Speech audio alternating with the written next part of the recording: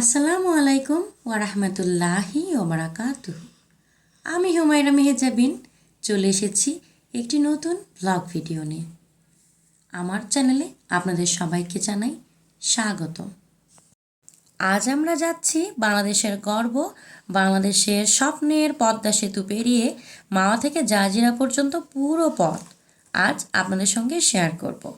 এই সেতু শুধু ইস্পাত আর কংক্রিটের গল্প নয়, এটা কোটি মানুষের আশা আর বাংলাদেশের সাহসের প্রতীক।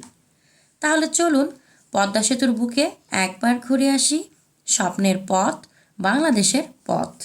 তো কেমন আছেন সবাই? আশা করছি ভালো আছেন। আল্লাহর অশেষ রহমতে আমিও ভালো আছি, আলহামদুলিল্লাহ।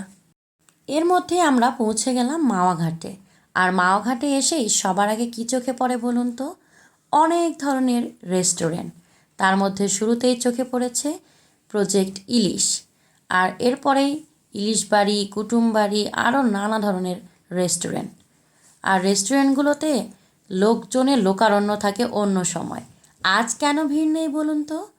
আসলে আমরা যে সময় এখানে গিয়েছিলাম সে সময়টা ইলিশ ধরা বন্ধ থাকে। আর যদি মাওয়া ঘাটে ইলিশ ধরা বন্ধ থাকে তাহলে আর কি হয় বলুন তো? এরকম ফাঁকা শ্মশানের মতো মাওয়া ঘাট, যেখানে না আছে কোনো লোক, না আছে কোনো ইলিশ। আর মাওয়া ঘাট তো ইলিশের জন্য বিখ্যাত। অন্য সময় হলে এখানে মানুষে ভরা থাকতো। আমরা ইউটিউবে বিভিন্ন ভিডিওতে দেখেছি মাওয়া ঘাটে যখন কেউ যায় চারপাশের হোটেল থেকে ডাকাডাকি শুরু করে দেয়। আর আজ আমরা যাচ্ছি, আমাদের কিন্তু কেউ ডাকছে না। আর মাওয়া ঘাটের স্পেশাল ইলিশ ভাজা, সাথে ইলিশের লেজ ভর্তা।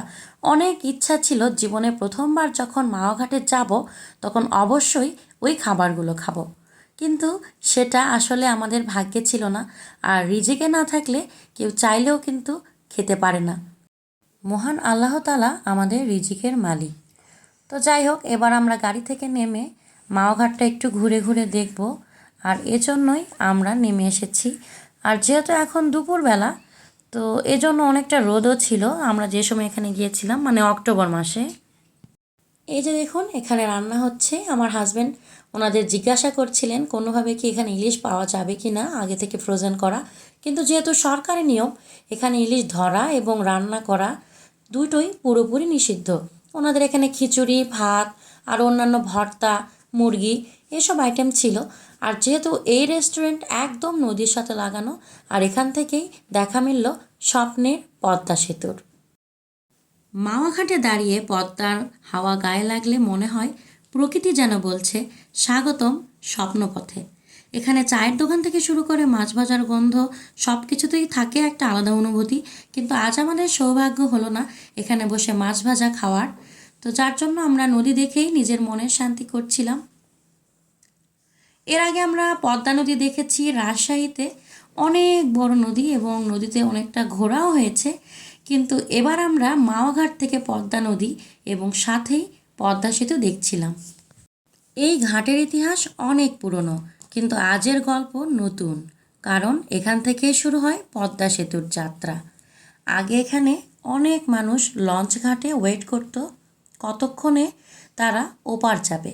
আর এখন জীবনটা যেন অনেক সহজ হয়ে গিয়েছে একটা সেতু হওয়ার জন্য। তো আমরা এখন মাওয়া থেকে বেরিয়ে যাচ্ছি মনে অনেকটা কষ্ট নিয়ে, যে আমাদের ইলিশ খাওয়া হলো না, ইলিশের লেজ ভর্তা খাওয়া হলো না।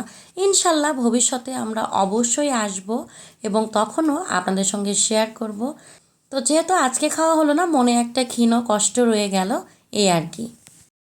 তো এরকম নিস্তব্ধ নীরব মাওয়া ঘাট হয়তো আপনাদের ভালোই লাগবে। ভালো লাগলে কমেন্ট করে জানিয়ে যাবেন। তো আমরা এখন মাওয়া থেকে একটু সামনে এসেছি এবং এখান থেকে ব্রিজের পিলারগুলো দেখা যাচ্ছে, দেখছেন কত মোটা মোটা এবং কত উঁচু। এপাশ দিয়ে কিছুটা হেঁটে গেলেই নাকি নদী দেখা যায়। তো এটা শুনে আমরা এই পাশে যাচ্ছি। সামনেই আপনাদের একটা বোর্ড দেখালাম, ওইখান থেকে হাতের বাম সাইডে কিন্তু এই রাস্তা। এইদিকে পুরোটা কাঁটাতারের বেড়া দেওয়া রয়েছে এবং তার পাশ দিয়েই একটু সামনে গেলেই নদী দেখা যায় শুনে আমরা অনেকটা হেঁটে প্রায় ভেতরে চলে গিয়েছি। আর এপাশের মানুষজনের বাড়ি কিন্তু হয় দেখুন কেমন তৈরি করা বাড়ি নিয়ে এসে ওনারা এখানে বসবাস করেন। আর এই বাড়িগুলো হাটে কিনতে পাওয়া যায়। তো কিছুটা সামনে যে আমরা বুঝতে পারলাম আমরা নদী দেখতে পাবো না, কারণ পুরোটা রাস্তা কাদা হয়ে রয়েছে। অক্টোবর মাসে তো মাঝে মাঝেই বৃষ্টি হচ্ছিল আপনারা জানেন, তো যার জন্য পুরোটা রাস্তা কাদায় ভরা ছিল। এজন্য এখান থেকেও আমাদের নিরাশ হয়ে ফিরতে হলো। থাক, কোনো ব্যাপার না, সামনে জাজিরা ঘাটে আমরা আবার থামবো এবং আবার চেষ্টা করব কিছুটা পথ হেঁটে নদী দেখার জন্য। আর এপাশে আরেকটি জিনিস আমার কাছে সব থেকে ভালো লেগেছে, সেটা হলো পুরো রাস্তা জুড়ে কাশফুল। পুরোটা রোড কাশফুলে ভরা। একদিকে সাদা কাশফুল আর একদিকে আকাশের সাদা মেঘ। কতটা সুন্দর লাগছিল ভাষায় বোঝানো যাবে না, আপনারা নিজে চোখে দেখলেই এটার সৌন্দর্য উপভোগ করতে পারবেন। তো আমরা কিন্তু আস্তে আস্তে পদ্মা সেতুর দিকে এগিয়ে যাচ্ছি।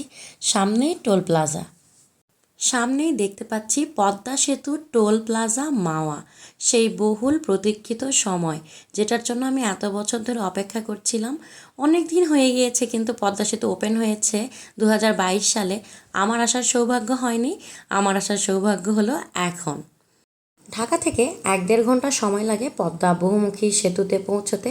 আর মুন্সিগঞ্জের মাওয়া থেকে শরীয়তপুরের জাজিরা পর্যন্ত এই পদ্মা বহুমুখী সেতুটি অবস্থিত। দক্ষিণ পশ্চিম অঞ্চলের 21টি জেলার সঙ্গে সড়ক ও রেল সেতু যোগাযোগ স্থাপন করাই এই সেতুটির মূল উদ্দেশ্য। 6.15 কিলোমিটার এই সেতুটিতে নিচের তলায় রেল লাইন এবং উপরে 4 লেন বিশিষ্ট সড়ক। নদীর তীব্র স্রোত ও ভৌগোলিক জটিলতা বিবেচনায় এটি ছিল একটি চ্যালেঞ্জিং প্রকল্প। এটি বিশ্বের গভীরতম পাইলড ফাউন্ডেশনের অন্যতম। সেতুটিতে স্টিল ট্রাস স্প্যান ব্যবহার করা হয়েছে। এখানে স্প্যান সংখ্যা 41টি, প্রতিটি 150 মিটার লম্বা। এই সেতুটিতে পাইলিং গভীরতা সর্বোচ্চ 122 মিটার, যা বিশ্বের অন্যতম গভীর পাইল। এটাই বিশ্বের সর্বোত্তম বৃহৎ সেলফ ফাউন্ডেড মেগা প্রকল্প, যা নিয়ে বাংলাদেশ আন্তর্জাতিকভাবেও অনেক প্রশংসিত হয়েছে। এই সেতুটি নির্মাণে মোট ব্যয় হয়েছে 30,193 কোটি টাকা, যা সম্পূর্ণ বাংলাদেশের অর্থায়নে।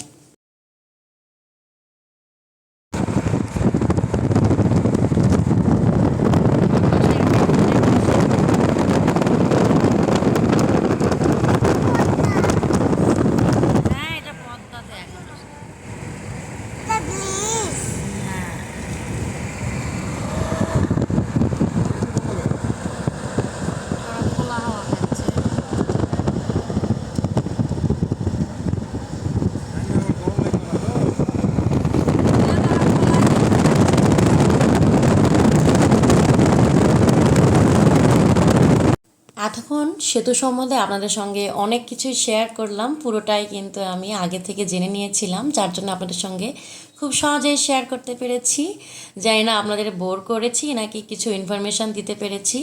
আর এর মধ্যে আমরা জানালাটা খুলে দিয়েছি এবং বাতাসের পথ শব্দে খুব ভালো লাগছিল আর খুব সুন্দর একটা ফ্রেশ বাতাস নিচ্ছিলাম আমরা। আর আমার ছোট ছেলে জানালা দিয়ে হাত বাইরে দিয়েছিল বারবার, তো আমি কিছুটা ওর হাতটা সরিয়ে দিলাম এবং আমিও একটু হাত বাইরে দিতে চাইছিলাম, কিন্তু ছেলেটার অত্যাচারে আর হাত বাইরে দিতে পারছিলাম না। বাতাসে মনে হচ্ছিল উড়ে যাচ্ছি পুরো সেতুর উপর দিয়ে। ঠিক এই মুহূর্তেই আমার মনে হচ্ছিল যদি পাখি হতাম তাহলে অনেকটা সুন্দর করে উঠতে পারতাম, সারাদিন উঠতাম। তো যেহেতু পাখি হই নাই, মানুষ হয়েছি, মানুষ হয়ে আমি অনেক খুশি আছি। তো এখন এই যে আমার ছেলে পুরো হাত জানালার বাইরে দিয়ে দিচ্ছিল, যার জন্য গ্লাসটা লাগিয়ে দেব। আর পাশেই আমরা আরও সেতুর যেই অংশগুলো দেখা যাচ্ছে সেগুলো আপনাদের সঙ্গে শেয়ার করছিলাম। সেতুটি অনেক বড় এবং খুবই বিশাল। সেতু থেকে নেমে এখন আমরা যাচ্ছি জাজিরা ঘাটের উদ্দেশ্যে। যদি এখান থেকে নদী দেখা যায় একবার ট্রাই করব। এইখানে নদীকে কেন্দ্র করে কিন্তু বিকেলবেলা অনেক লোকজন আসে, সবাই সময় কাটায়, যার জন্য এখানে ফুচকার দোকান, চটপটির দোকান এসব থাকে। এখনও কিন্তু একজন মামা ছিলেন, কিন্তু আমরা ওখানে দাঁড়ালাম না। আমাদের মেন উদ্দেশ্য সেতু দেখা এবং নদী দেখা, যার জন্য আমরা সেদিকেই ফোকাস করছিলাম। সেতুর পিলিয়ারগুলো দেখুন, আর উপর দিয়ে যখন বাস যায় তখন কেমন সুন্দর লাগছে। পুরোটা কিন্তু তার কাটার বেড়া দিয়ে মানে প্রোটেকশন দেওয়া, যাতে কেউ চাইলেই ইচ্ছে মতো এদিকে ওদিকে না যেতে পারে। আগে আমি শুনেছিলাম এদিক থেকে নাকি নদী দেখা যেত, কিন্তু এখন সম্পূর্ণটাই কাঁটা তারের বেড়া দিয়ে পরিবেষ্টিত করে রাখা আছে। কেউ চাইলেও ইচ্ছে করলেও এদিকে সেদিকে যেতে পারে না। ওনাদের একটা নির্দিষ্ট এরিয়া আছে, তার মধ্যেই ওনাদেরকে থাকতে হয়। তো এটা জানার পরে আমরা এখানেও কাছে থেকে নদী দেখতে পেলাম না, যার জন্য আমরা আবার ফেরত যাচ্ছিলাম। তো ফিরতি পথে আমরা ভাবলাম কোথাও একটু দাঁড়াই, 2-4টে ছবি তুলে নিই। তো এ উদ্দেশ্যেই আমরা জায়গা দেখছিলাম যে কোথায় দাঁড়াবো, সেখানে নেমে 2-4টে ছবি তুলে নেব, কারণ এগুলোই স্মৃতি হয়ে থাকবে। আসলে ঘুরতে আসার মেন ব্যাপারটাই হলো এই, আমরা কোথায় গেলাম না গেলাম সেগুলো কিন্তু 2-4টে ছবি তুলে না রাখলে আর স্মৃতি থাকে না। আর আমার ছোটো ছেলেটা অনেকটাই ছোট, হয়তো বড় হলে এসব মনেও রাখতে পারবে কি না। তো আমরা আমাদের মতো কিছু ছবি তুলে নিচ্ছি এবং আমি কিছু ভিডিও করছিলাম সেতুর। দেখুন, এই পৃথিবীতে আল্লাহ পাক সবাইকে কত জ্ঞান বুদ্ধি দিয়েছেন, মানুষ কত কিছু তৈরি করছে, তার জলজ্যান্ত নিদর্শন হলো এই পদ্মা সেতু। আর যমুনা সেতু যখন হয়েছিল তখন আমরা খুবই ছোট ছিলাম, মানে আমাদের জন্মের পর যমুনা সেতু হয়েছে, কিন্তু তখন আমরা খুব ছোট ছিলাম। আমি যখন প্রথমবার যমুনা সেতু দিয়ে গিয়েছিলাম তখন আমার কাছে অনেক ভালো লেগেছিল।